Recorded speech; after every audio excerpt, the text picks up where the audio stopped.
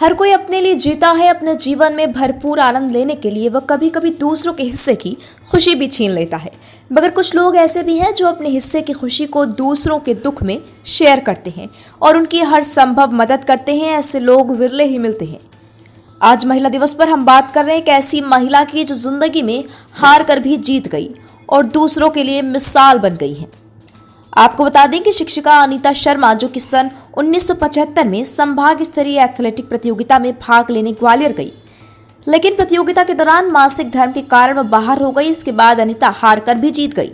आइए आपको भी सुनाते हैं अनीता की कहानी उन्हीं की जुबानी।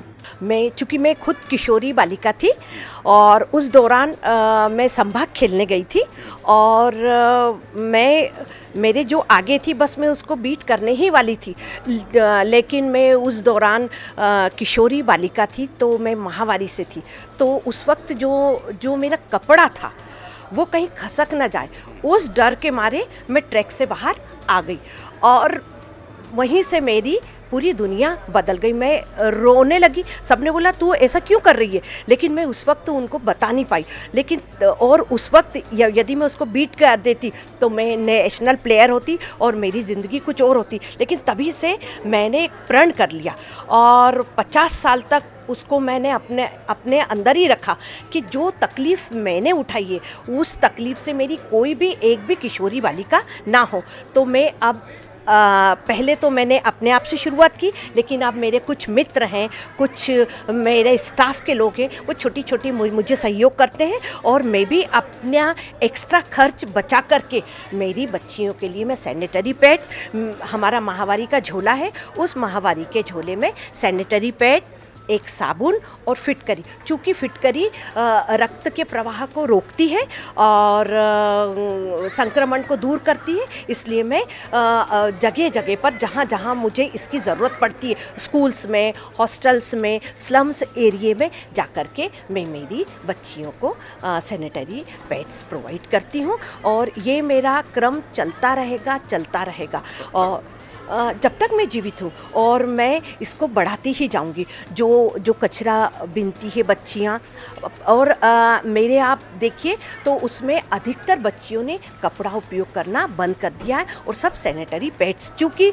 माहवारी सृजन की प्रक्रिया है तो हमको इस पर ध्यान देना चाहिए, क्योंकि गर्भाशय मजबूत रहेगा तभी तो बच्चा उसके अंदर स्वस्थ रहेगा, क्योंकि वो एक झोली के समान है।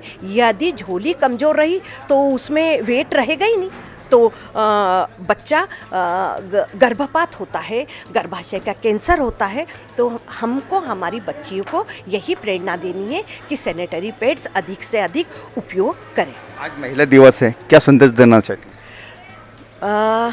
बस सबल नारी, क्योंकि वो जब तक खुद स्वस्थ रहेंगी, क्योंकि स्वस्थ शरीर में ही स्वस्थ मन निवास करता है, तो हमारी छोटी छोटी बच्चियां जब स्वस्थ रहेंगी, आत्मविश्वास से भरी रहेंगी, उनका हम मनोबल बढ़ाएं और उनको हम अधिक से अधिक सैनिटरी पैड्स के लिए प्रोत्साहित करें।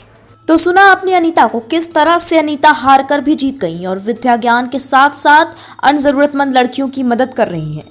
अनीता के पास बहुत कुछ नहीं, मगर फिर भी किसी तरह से मैनेज कर दूसरों की खुशी के लिए मेहनत करती हैं। धार की रहने वाली 61 वर्षीय शिक्षिका अनीता शर्मा से हर कोई प्रेरणा ले सकता है और मानव सेवा के लिए बहुत कुछ कर सकता है। मानव सेवा करने के लिए जरूरी नहीं है कि हमारे पास धन पर्याप्त मात्रा में हो। महिला दिवस पर फिलहाल इतना ही। देश प्रदेश की खबरों के लिए आप देखते रहिए ग्लोबल इंडिया टीवी।